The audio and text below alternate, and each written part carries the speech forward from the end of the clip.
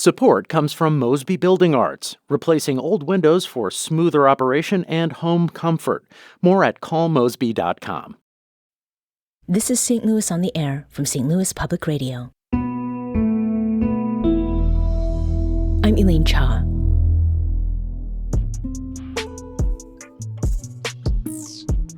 About 200 people crowded into a Grove District bar in St. Louis this past Saturday. It was a culinary event of particularly high quality, the second annual STL Pot Chef competition. This event, billed as the ultimate infused showdown, brought together 12 competitors from across the region. Contestants presented sweet takes on classics like marijuana brownies and dream-inducing treats. Chefs also brought out entrees and sides with a weedy fusion twist. My name is Alvin Jackson. I go by Chef Weedy. I'm the owner of Oven Canvas Bakery. So first we have our caramel fudge brownies. People love those. They're like a customer favorite. They're 200 milligrams, these ones. You can't really taste the cannabis because it's made with THC powder, which all of the desserts are. So that customers really like not tasting it. And then our competition dish today is a raspberry lemonade gooey butter cake. My name is Mike. I work for a company known as Dragon Biscuits. So today for the competition, we have a medicated banana split bonbon, all homemade. We homemade the ice cream ourselves. That's infused. The chocolate shell is a CBN infused chocolate shell, so it's going to give you some nice nighttimities. And we've got a strawberry sauce homemade by us that we're going to put on top that is very tart, and it brings out the flavor of the entire dish. It's actually a journey of over 20 years. I joined Normal in college because I wanted to reform those marijuana laws. And once it became legal in Missouri, I basically stopped what I was doing in the AV industry and was like, hey, I'm going to join the cannabis industry. And while there, I learned to grow. And then from growing, I decided, hey, I know how to cook stuff. I found a buddy who was willing to help me live out that dream. My name is Desiree Rogers, and I am running the Witches Buds booth. What I am entering into the main dish competition is a honey garlic chicken over rice. This is actually the dish I started making edibles with. I think it's the yummiest one that I make, and because it is with infused honey. So that was easier to do than infused butter. I find with like infused butter, the weed overpowers the flavor, whereas with honey, there's still the sweetness there and you don't get too much of like the earthy flavor. I'm Chef Terry Jane, owner of Gateway Grub. We have infused mac and cheese. I have honey gochujang wing sauce. I also have peanut butter jelly wings, which are going to be a part of the competition. That's a Thai peanut sauce and a hot pepper jelly. My show me squares and the peanut butter jelly time wings are really gonna the people, because it's the show me squares are an homage to the hill, to us eating wontons and crab ragoon. So it's all wrapped in one, like a ravioli and a wonton. It's gonna be outstanding. I can't wait. Those were the voices of chefs Terry Jane of Gateway Grub, Mike Zumwalt of Dragon Biscuits, Desiree Rogers from Witches Buds, and Alvin Jackson of Oven Canvas. They all spoke with producer Danny Wysentowski. And by popular vote, Gateway Grub's Terry Jane made good on her promise to wow attendees with her flavors and won the award for Most Innovative Chef. St. Louis Public Radio visuals editor Brian Munoz was also at the competition. You can see his photos, which include Terry Jane's cannabis-infused candied Szechuan pepper eggplant over jasmine rice and cilantro. The photos will be up later today on our website. That's stlpr.org. Now, not too long ago, this scene, a private but openly advertised event where cannabis chefs serve paying adult customers, would have been unthinkable. It's been barely 2 years since Missouri's first recreational cannabis sales, but there's no denying just how big this industry has become and how quickly it's expanded. Last year, it generated more than $1.4 billion, and about 120,000 people are registered as patients in Missouri's medical marijuana program. But those soaring numbers don't tell the full story.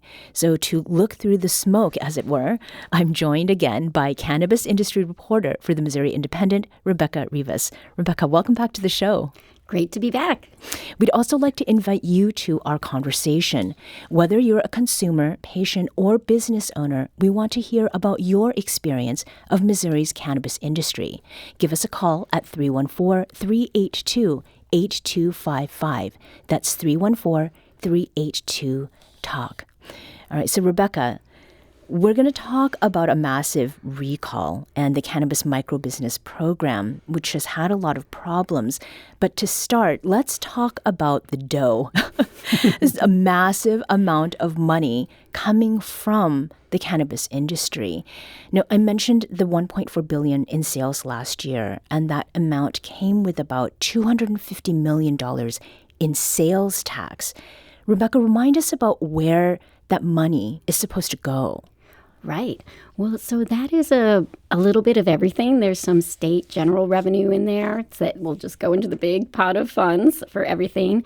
There's local sales tax, and then some of the municipalities, such as St. Louis, had a 3% sales tax that goes directly to their funds. But there is a 6% state adult use sales tax. And that goes to basically to fund the program, any kind of administrative costs. And after that, it goes to three funds, which are the Veterans Commission, the Public Defender System, and then it goes towards grants to fund prevention of substance use. So, I think this year was a big year. Absolutely. When the legislature sat down this January, they got kind of a briefing from the Division of Cannabis Regulation that regulates the system and says, we have $86 million to put into these funds, to divide up into the three. The lawmakers still have the authority and responsibility to give the okay for them to spend that money. And that's why it does go through the legislative process. And that's where we are currently. So last month, Rebecca, you wrote about an ongoing debate among state lawmakers who are trying to figure out how to spend this money. And specifically, there was a kind of a tangle over funding of public defenders, which you cited. What is it that happened there? Right. Well, so like I mentioned, each of the agencies have to go still in front of the legislature and say, this is how we want to spend the money. And the public defenders, they had wanted to spend the money on a holistic defense, which would go towards basically social workers would be sent throughout the state to help public defenders to do things like get people into drug prevention programs and things like that. Currently, things that the attorneys do themselves, but is definitely meant for a social worker to do. So just to add those resources there. Right. And then it would also increase salaries for the beginning pay for a public defender to be at the same level as the Attorney General's office intro salary. So, there was just a little tangle about them getting that full funds in the House. Then it went into the Senate, and I believe that they have gotten what they've asked for. Currently, they will have to kind of figure it out between the Senate and the House. They'll conference together before, it goes for a final vote and the governor signs it. So it's a little bit in limbo still. Yeah. And just to clarify then, that state lawmakers, they have the authority to decide whether to withhold the money, even if it's not going to be spent anywhere else? Yeah, so that's the very interesting part. This is all laid out in the Constitution, right? We voted on it. This is in the constitutional language. That money cannot go to any other purpose. So it goes into those three funds. It can't go to education or something else. The only authority that lawmakers have is to allow them to spend it or not. Okay, so they're holding the purse strings then. Yes. Okay. And I think this was one of the concerns that some of the opponents had when it was going out among the voters in the campaign. People were raising some concerns about, lawmakers, those who don't really feel that great about cannabis in general, they could just choose to not agree to allow them to spend certain things. So, it's bringing up old feelings, I think. Now, you've also spoken a number of times with Amy Moore, and she's the director of the Missouri Division of Cannabis Regulation. And in March, she had said that the funds available for the ultimate beneficiaries of the cannabis regulatory program continue to outpace expectations. So what we're hearing there is Amy Moore saying that they're having trouble with having more money than they anticipated or planned for? That's right. Yeah. So, every year through the budget process, they say, I think we're going to have this much. And they do a regular budget bill to say, you're going to end up getting this much. And then at the end of the year, oh my gosh, we had so much more money than we thought. And so we have to put a supplemental budget bill together to give you that extra money. And so that's basically what the House was looking at today. This past few months was giving additional money. And I think that was $11.7 million that they each got in the supplemental that they didn't plan for. And in addition to, I think it was $28.6 million just through regular budget bills. Yeah. So, and to put a finer point on it, then what kinds of challenges is that creating, like to have more than you thought would come in? I think for the people who are getting it, not many. I think that the veterans are very happy because I think some of their homes are having challenges with roofs and things like that. I think definitely the public defenders would like to get a good starting salary. And, I think that these substance use prevention programs are doing great. They've got some new partnerships with the Supreme Court or state courts throughout the state.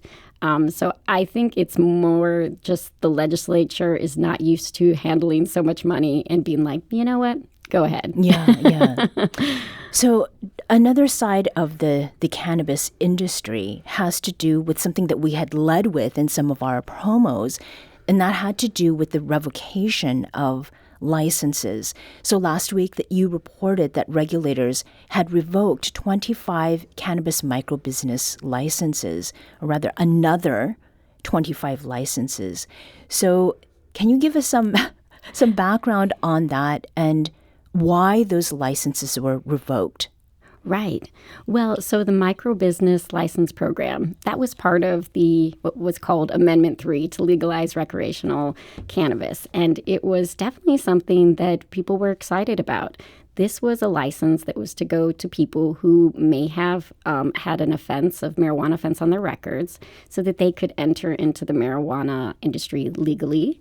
Or, there's also veterans, people who live in low-income areas, is really just hoping to have mend a disparity in the people who are participating in the cannabis industry currently.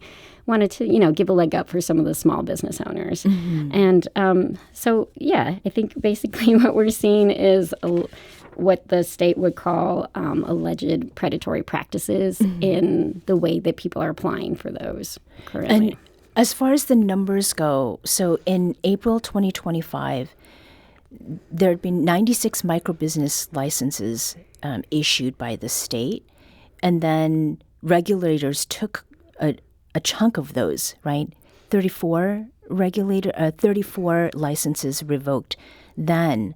And then the first 9 revocations happened last year after the state's first lottery.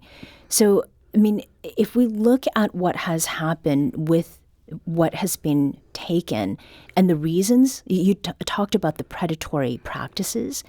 What are those predatory practices? How, as a reminder again, how were folks being preyed upon? Right. So, as you know, I reported for the St. Louis American newspaper for 11 years. And one of the big things that I did there was follow minority participation in publicly funded projects.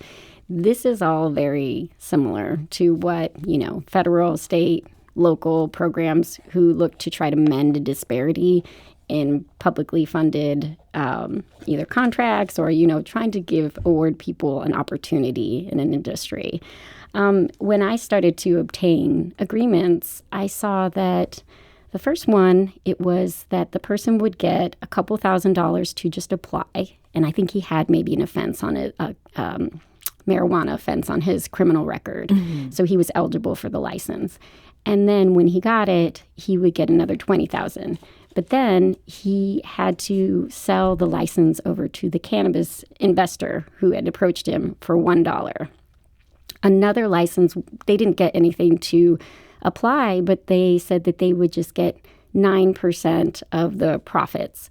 and then they just wouldn't really do anything. In the Constitution for the microbusiness program, it says that these licenses have to be majority owned and operated by the person who applied.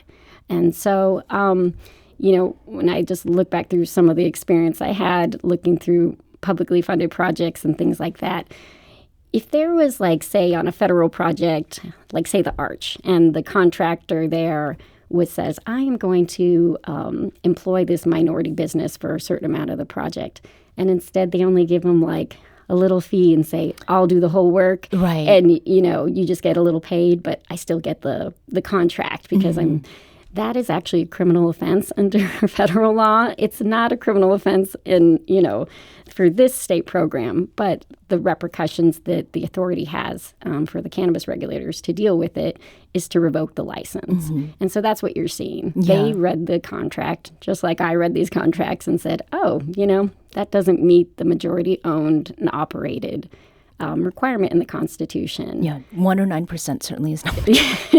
We need to take a quick break here, but we'll be back shortly to continue this conversation about the state of Missouri's cannabis industry. This is St. Louis on the Air on St. Louis Public Radio.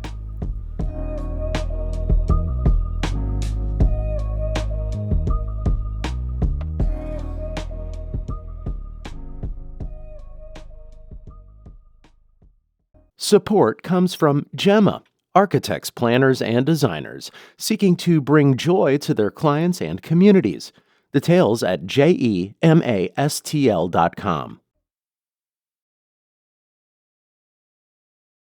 Welcome back. Let's return to our conversation about Missouri's cannabis industry. We're talking with Rebecca Rivas, who reports on that industry for the Missouri Independent.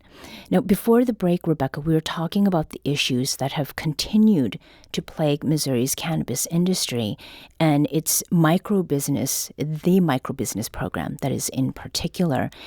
And before the break, we'd mentioned how 34 licenses for these microbusinesses have been revoked, and that's not far off from a third of the total number, which leaves about 60 licenses that have not been revoked. You've spent more than a year, Rebecca, looking into this program, but you write that it is plagued by allegations of predatory practices, and I'll say allegations here of predatory practices, and that these practices involve a kind of sham recruitment, as you described before the break, for people to appear as though they are owners of the business. So this scheme, how is it supposed to work? Right. So how this scheme for recruitment, I think what I saw was they were going on social media and they were offering, hey, this is an easy opportunity for you to just make a little extra money. You don't have to do anything. You just sit at home and let the paycheck come in. And then I did speak to people who sat down with investors, and some people actually really wanted to be part of the business, and they were told that they would be allowed to. But that's not what ended up happening because the contract said that they would have to give over control almost immediately. So I think, I think what the state did was to try to curtail that before those licenses actually went out and were issued officially. Right. There's a particular investor whose name has come up in your investigation of this process, and that's Michael Harlow. He's connected to 22 licenses that have been revoked, and that includes licenses that were revoked just last week. What is his role, Michael Harlow, that is, what is his role in this? Does he have an explanation? Well, I think he has explained that he respectfully disagrees with the division's decision to revoke the licenses, and he has planned to appeal. And so that's 16 licenses this past week that were revoked that he's connected to. He was also connected to 6 in the first round, which was last year, or 2023. And so he has appealed those licenses. So basically, it just enters into several year process of appeal, going to in front of the Administrative Hearing Commission to argue their case. But he believes that they're providing assistance to the different applicants, and he says that these are people without generational wealth or experience as an entrepreneur. They open businesses, neighborhoods, and in need of jobs and economic opportunity. So I think he feels like, well, they're getting something, you know? I mean, to what extent does he have a point? I mean, starting a business, opening a business, it does take a lot of knowledge. It does take resources. I mean, is he just being like someone who's helpful? Well, what's interesting about Michael Hallow is that this is not the only state that he's operated in. He has these similar kind of what they call social equity cannabis licenses in Arizona, California, and the East Coast as well. And so I think in different states have different laws. Missouri, it is the law that it has to be majority owned and operated. And that's a real specific phrase that the cannabis regulators have to abide by. They're constitutionally obligated to. So even if maybe in another state they don't have that, and he can argue a case saying, they're getting something and we really are providing all of what they need to start this up, it has to be done in a very specific way in Missouri.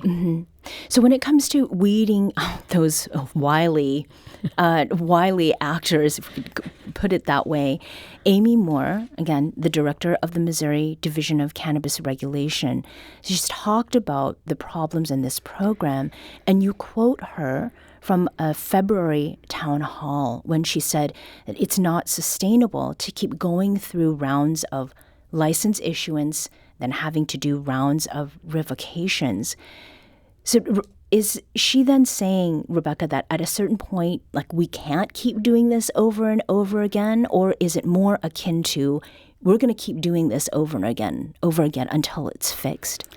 I think they're at the point where the people who have already gotten the licenses, they need to get up and going. The more time that they're sitting around is they're basically losing money, and they can't really get up and running if they keep getting licenses revoked. So it's such a intertwined ecosystem. Right. The cultivators need to be able to have enough dispensaries open in order to thrive. And the dispensaries definitely need to have enough cultivators open to thrive. And this kind of upsets that ecosystem. So I think it's really challenging for the business owners who are hoping to make this work currently with this happening. And is there a fix in the pipeline? Yeah, so they did offer a draft of what they would like to see presented to the Missouri Secretary of State as an official rule, and that will go through the whole process, months-long process. It would definitely go before a committee of lawmakers, legislators as well. But it's basically, they're trying to fix some of the loopholes in the agreements that they saw, just fix some of the things that keep people in the dark about what they signed. I guess I would, there's a lot more technicalities of that, of how they are hoping to propose it, but that came out in December. They opened it up to the public to comment for about a month. Now they're reviewing all those public comments to see which ones they want to incorporate, or if they even want to move forward or not. So we're going to see that in the next couple months, I would say, whether they are going to go ahead and decide to move forward, or if they're going to go ahead and have the third round of lottery and just hope that everything's okay. Sure. If they do go ahead, that would delay the last lottery that they're required to have by the Constitution. Okay. Yeah. So, Rebecca, given all of the time that you've spent investigating this very particular corner of the Missouri cannabis industry, with the cycle of licenses being revoked, what are the questions that you are still trying to answer, or are there certain loopholes that you're focusing on? Well, for me, it's really, there's this puzzle piece that is part of a bigger puzzle piece nationwide. And so these players don't just stay here in Missouri. They're off as well in Minnesota, which is also had to pause their program because they couldn't really deal with the amount of challenges they were going to face with the exact same situation. Arizona, California, I think what I would love to do eventually is just to kind of see where everybody's moving to, what kind of success they've had in the different states. And the first state I went to was Illinois. That's actually how I ended up finding the folks that came to Missouri. So it all is very helpful. And maybe when I have a couple free months after the legislature relaxes. Sure. So we talked about recalls in our introduction. You also have an update on a massive recall of various cannabis items. And the recall actually happened 2 years ago, and it now continues. What is going on with this? Yes, I think what ended up happening was this was the first. This is a young program, and this was their first massive recall. And maybe at the time, they didn't have everything lined up in their technical program or all of the people they needed to maybe. And so it just got missed, you know. And so now once basically the group Delta Extraction, they've gone through the appeal process and lost in February, and now, or was it March? One of these in spring, and now they had to go back through all the recalled products as part of that decision that came out of the Administrative Hearing Commission. And when they were doing that, they noticed that there was these 6,000 recall products that weren't added to the list. And so, yes, they had to come back out with them, and it has definitely impacted businesses who didn't know. So that's a lot of product. I mean, you report that the units remaining on hold, they've not been destroyed, and the sum of those items is nearly 157,000. What happens to these? I mean, what are stores supposed to do with that much inventory?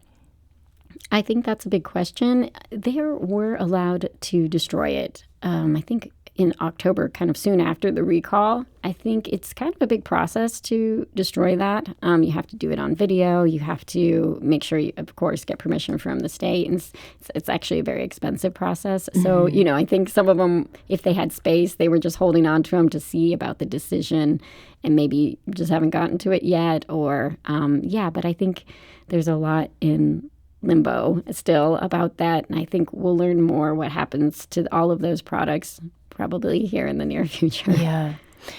So this coverage that you're doing on the cannabis industry moves on a rolling basis, if you'll pardon the pun. What are you looking at next or watching for, specifically as we approach the 3-year anniversary of Missouri voters saying, yes, cannabis should be legalized for adult recreational use?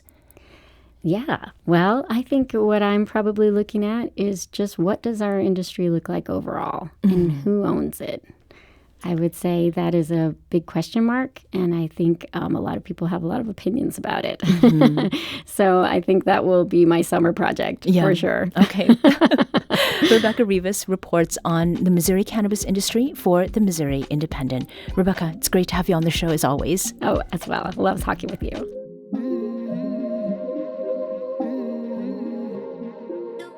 This episode was produced by Danny Wissentowski. Audio engineering and podcast design by Aaron Dorr. Our executive producer is Alex Hoyer. St. Louis on the Air is a production of St. Louis Public Radio. Understanding starts here. Do you find yourself regularly listening to episodes of St. Louis on the Air? Suggest us to a friend you think might enjoy our conversations, and leave us a review and rating on Apple Podcasts on the App Store. It's the simplest way to help people discover our show. Thank you. St. Louis Public Radio is a member-supported service of the University of Missouri St. Louis.